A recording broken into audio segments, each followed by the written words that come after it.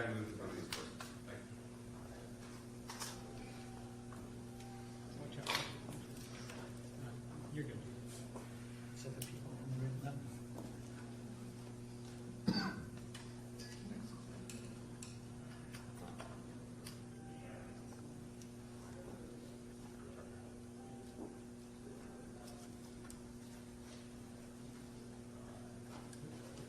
Wait.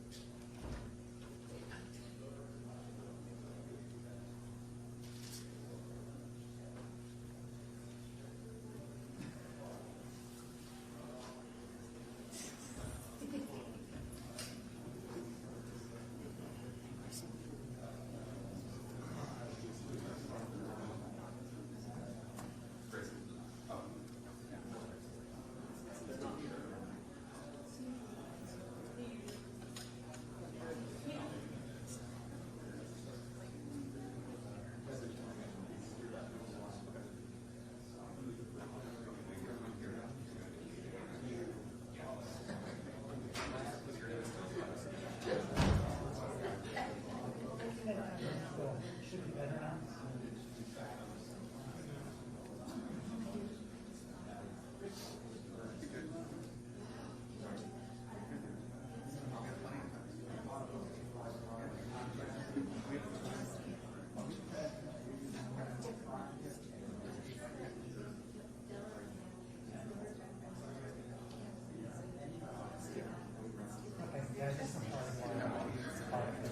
Excuse me, miss.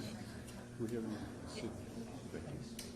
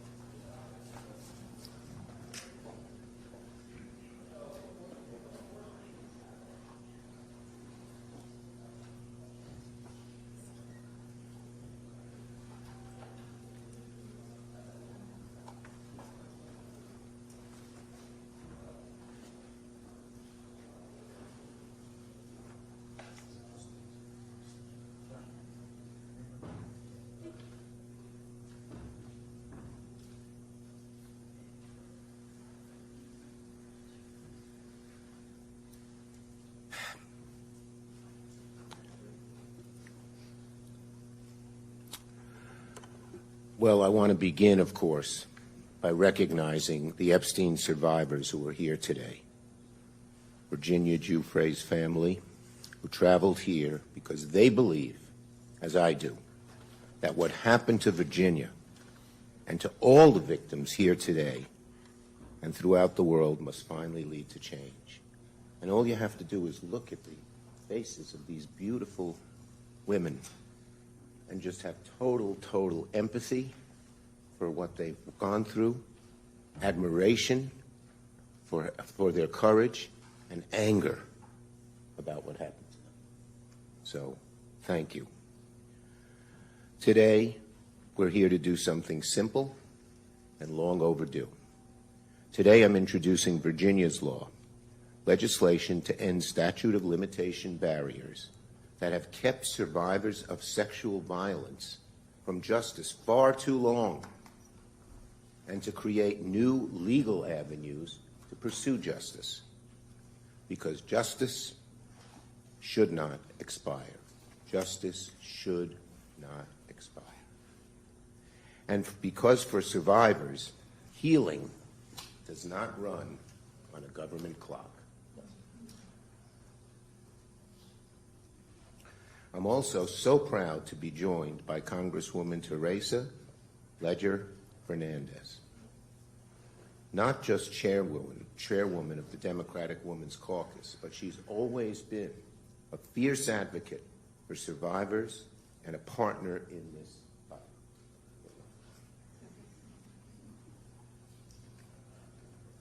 She's a champion and a fighter, and that's what a bill like this requires, a fighter who will relentlessly push for the cause of justice. Justice. That's what we demand, justice. And here is World Without Exploitation and Sigrid McCauley, whose work, along with the survivors, helped shape this legislation. We thank her. The bill exists. Why? Why does the bill exist? Because people refuse to accept silence as the end of the story. It's that simple. It cannot be when something this dastardly and this terrible and this heart-wrenching happens. For years, survivors of Epstein's abuse were ignored. They were doubted, they were silenced, they were dismissed.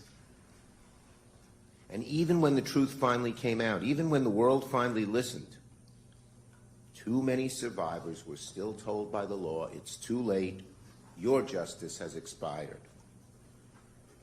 Not because the harm wasn't real, not because the abuse didn't happen, but because the system ran out the clock. When they were told, it's too late, your justice has expired, we aimed to change that. And that's what we're trying to do today. When you say the system ran out the clock, tough rocks, too bad, too late, that's not justice. That's a system that protects abusers by waiting survivors out. Our law, Virginia's law, changes that. It allows survivors to seek accountability when they're ready, when they're strong enough, supported enough, able to face the weight of civil litigation. Sometimes it takes years to recuperate from the horror that occurred. Why should the government say, well, we're setting an arbitrary time when you are able to pursue your case? Our law makes clear that abusers and those that enable them cannot escape responsibility by running out the clock. It makes clear that the law will empower survivors to pursue justice, and it recognizes something survivors have always known. Time does not erase harm. Time does not erase harm. Jeffrey Epstein depended on silence and fear, on a system that protected power instead of protecting people. Today we are saying no more. This bill carries Virginia Giuffre's name because she spoke when so many were told not to. And because her story and the story of the survivors standing here today, and we salute you again, all of you, for your courage. These nice faces. It shouldn't have happened to you. It shouldn't have happened to you. So, no survivor should ever be told again that the law failed them and that time mattered more than truth.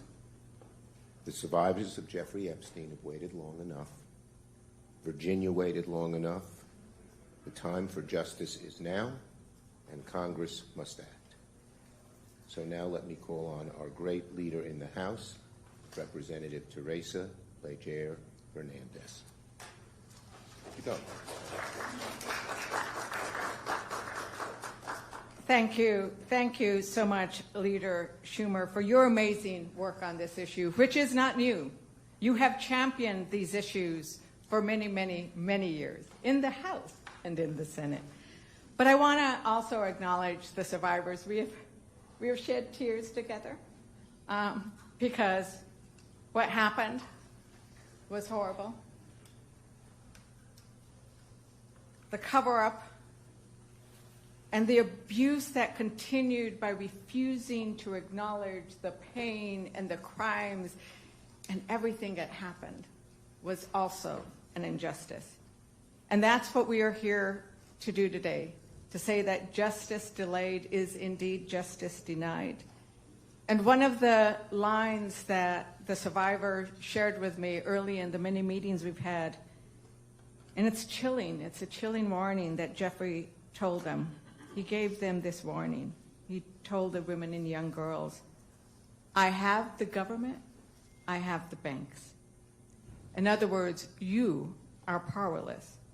Imagine hearing that from the man who abused you. Imagine being a young girl, a young woman already traumatized and being told that the system, the government, the institutions, the courts, the powerful are on his side. That he and those to whom you were trafficked are untouchable. That the world is made up of the powerful who are above the law, above reproach, and you are disposable as a mere object of sexual use and abuse. And for too long, those sexual predators have been protected by their wealth and power. And now, with the help of Donald Trump and Pam Bondi, the pedophiles and sexual predators are being protected by our government. But today, we're one step closer to proving Epstein wrong. But this bill is bigger than Epstein. It's bigger than the abuse that the victims endured. It takes years for victims of abuse to feel safe enough to come forward. And time should never be a weapon in the abuser's arsenal. Virginia's law eliminates the statute of limitations for key federal civil claims brought by survivors of trafficking and sexual exploitation. It includes a look-back window, so survivors who were previously barred, who were told, no, you do not have access to the courtroom, so they have time to now go back and seek justice. And it clarifies that traffickers cannot escape accountability by committing abuses in another jurisdiction. You don't get to escape prosecution by simply putting predators and victims on a plane to a private island or a mansion in Florida or a ranch in New Mexico. Because justice should not depend on a calendar. Justice should not depend on geography, and it should never depend on how powerful your abuser is. To Virginia Giuffre's family, thank you, thank you, thank you for letting us use her name in this law. It's her courage that we are honoring today with Virginia's law.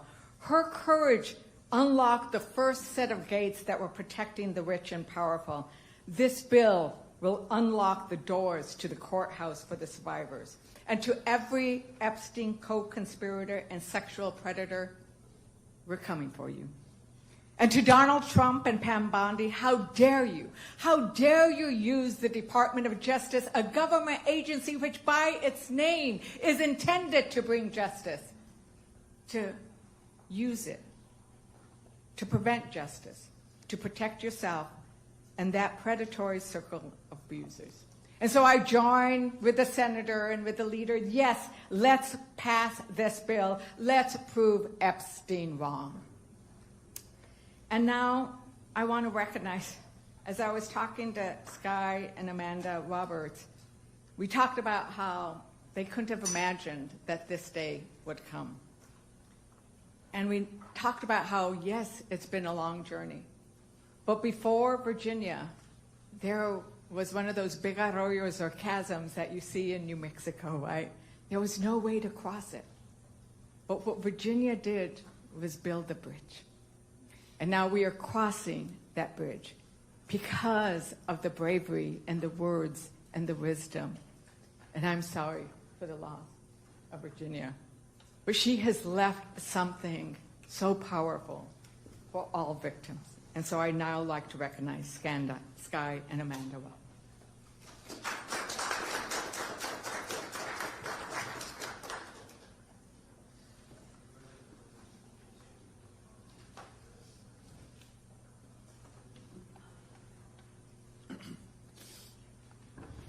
That was a tearjerker.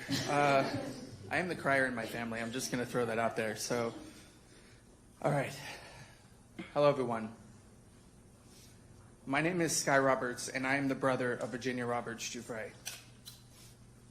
I am deeply honored to stand here today alongside some of the most extraordinary people you will ever meet, including World Without Exploitation, Congressman Chuck Schumer, Congresswoman Teresa Ledger Fernandez, survivors of Jeffrey Epstein, and the legendary Sigrid McCauley, known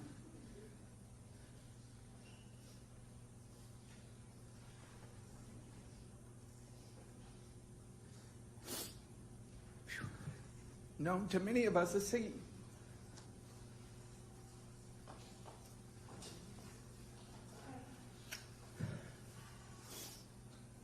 I want to begin with a single word. A word that meant everything to my sister.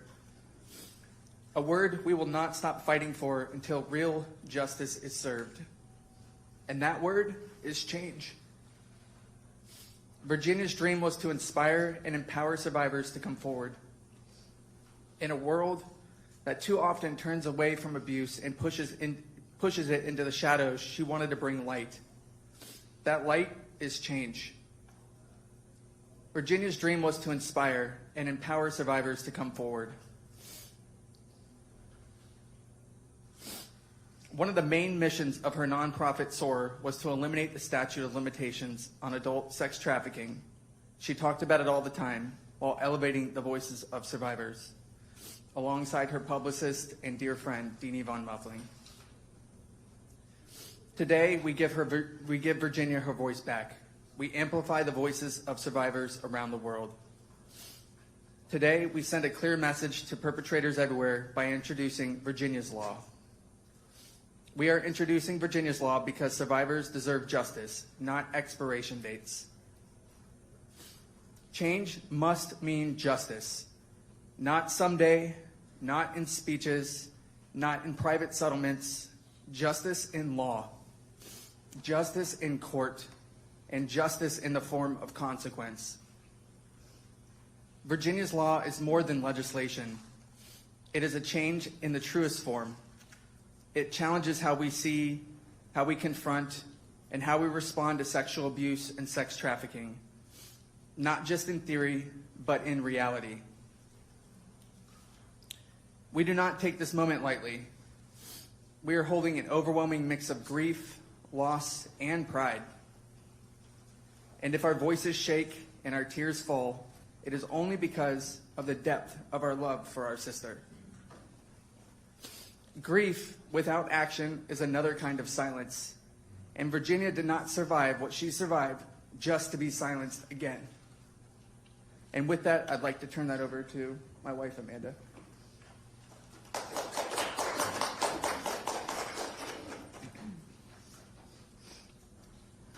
Virginia was a passionate voice, a fierce warrior, and an unwavering advocate for survivors everywhere. She named what others were afraid to name. She stood up to wealth, status, and power, and she proved that having money does not guarantee exoneration in the eyes of the court. Virginia's purpose was always to create lasting change. Her truth and resilience helped spark a monumental shift in how survivors are seen and heard. But she also knew cultural change is not enough. She saw the legal gaps survivors fall through, and she was determined to close them at the legislative level. Her wish was clear: to reform the statute of limitations. When a child, teenager, or adult experiences sexual abuse, it is a profound violation of both the body, mind, and spirit. The mind often protects itself in the only ways it can, through denial, disassociation, and silence. It can take years, even decades, before the walls of trauma begin to crack, and a victim can truly understand what happened. It takes time to unlearn grooming. It takes time to release the shame that never belonged to them in the first place. Statistically, many survivors do not disclose until around the age of 40. Virginia understood this not as a theory, but as a lived experience. Virginia's law does more than honor her legacy. It protects the future of every survivor. It says legislatively and legally, we see you, we believe you, and what happened to you matters. It says you deserve the right to seek justice, no matter the status, wealth, or power of the person who harmed you, and no matter when the abuse occurred. To every member of Congress, mothers, fathers, sisters, and brothers, we ask you to stand with us, stand with survivors, and say no more. No more silence, no more systems that protect the powerful and deny justice to everyone else. No more laws that treat survivors as though time can erase harm. Pass Virginia's law. Let this be the moment this country chooses accountability over denial, courage over comfort, and justice over obstacles. Page 361, Nobody's Girl. We need to make it easier to punish those who victimize others. Siggy and I want to eliminate laws that limit the period in which survivors can seek justice for their abusers. Virginia put that into writing, and we're here to put that into law.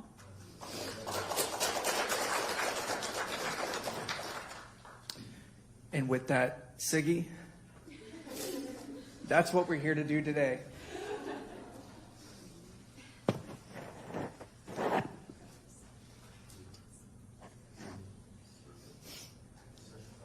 Now everybody knows my nickname.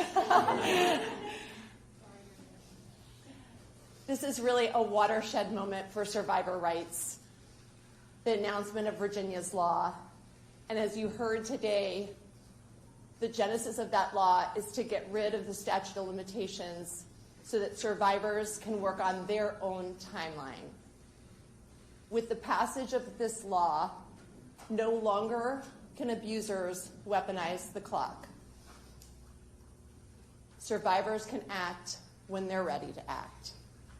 As you heard, and as Virginia and I both experienced together, many survivors don't come to terms with their abuse until many, many years later. And they deserve the right to be able to bring an action when they're ready. That's what this law does. It is heartbreaking to be here announcing this without her. But I will tell you that her voice is being heard loud and clear. She is saying, all Americans, Democrats, Republicans, Independents, all Americans, need to come together and pass this law. It's the right thing to do. It's the thing we need to do now. So please, pass Virginia's law. Now I'm going to let Rebecca Zipkin come up from World We. Without this group, we wouldn't be here, so we're all very grateful for that.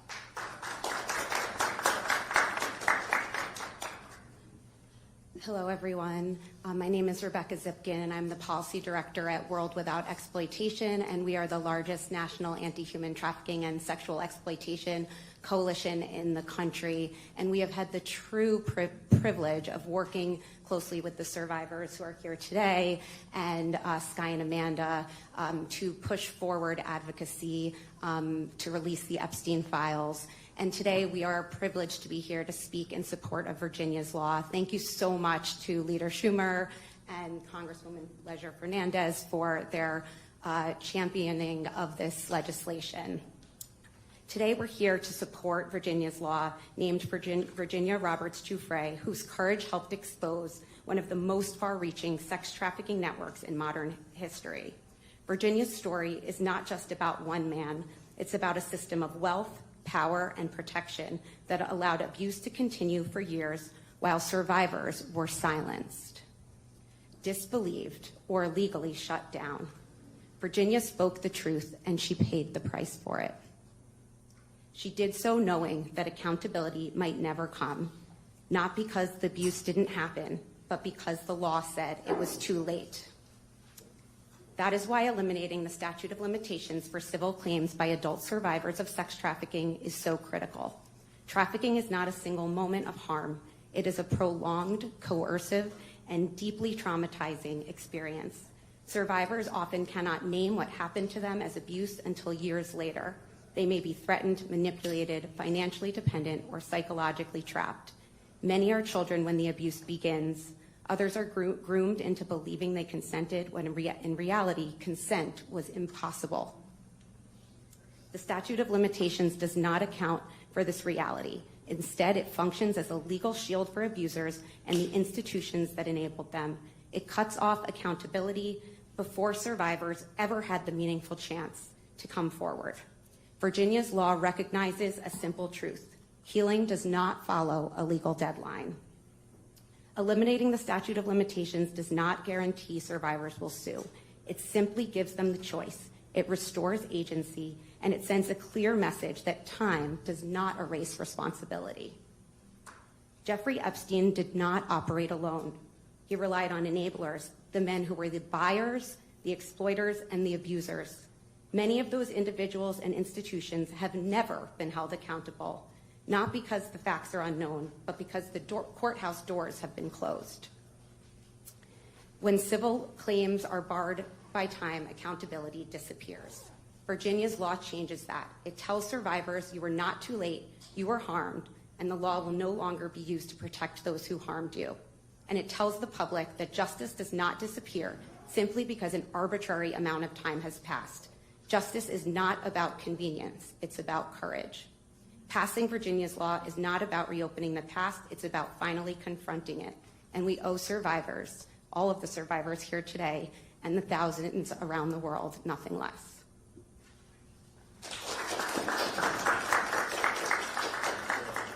Let me say to Sky in there. So the Bible tells us when something terrible happens to people, the natural inclination is to curse the darkness, to turn inward, be angry. But the Bible also tells us it's like angelic to light a candle, to create light, to prevent what happened to your loved one from it happening to anyone else. You are lighting a candle. We thank you.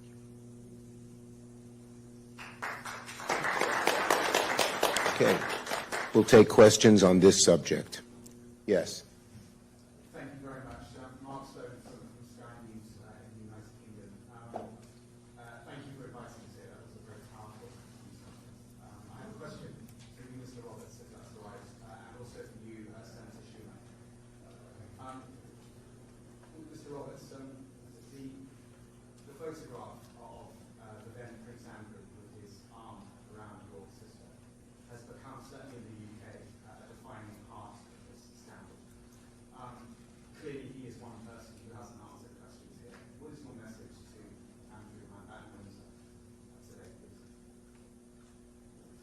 I think he should show up in front of our Congress and answer questions. I think that he has a lot of questions he needs to answer, and he has been exploited through these files to have inconsistencies in his own messaging. So I want today to be about Virginia's law, to not allowing this to happen again, but to Prince Andrew, former Prince Andrew Mountbatten Windsor, to be specific. He needs to show up. He needs to show up, and he needs to answer questions in front of our Congress. He ought to, same thing as what Sky said. He ought to show up now. Yes.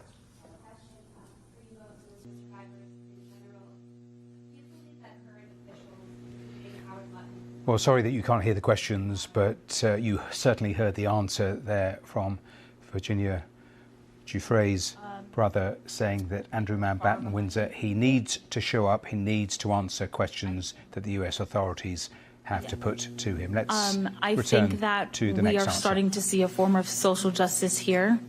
And this is exactly why Virginia's law is so important, because legislatively it says that they can no longer hide. And that's where we're going to focus, the change that we can create. Yes.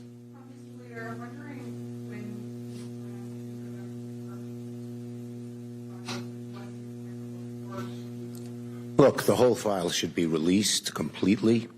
We got them to agree to let people come down. We have to make an appointment, and a number of my colleagues and I are considering doing that very soon.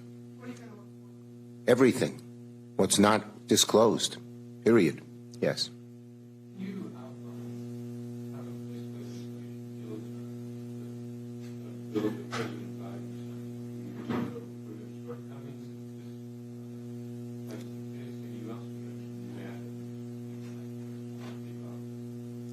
Yeah, the bottom line is we want this to be, our law has no loopholes.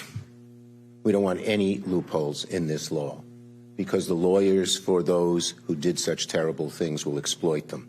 That's number one. And number two, we're going to pursue every legal avenue we can. I have to go. Thank you, do you want to? Yeah. Last answer for Teresa. Yeah, and I think it's really important to recognize that we need to provide protections and an avenue to the courtroom for everybody, whether you were a minor or an adult when you were abused.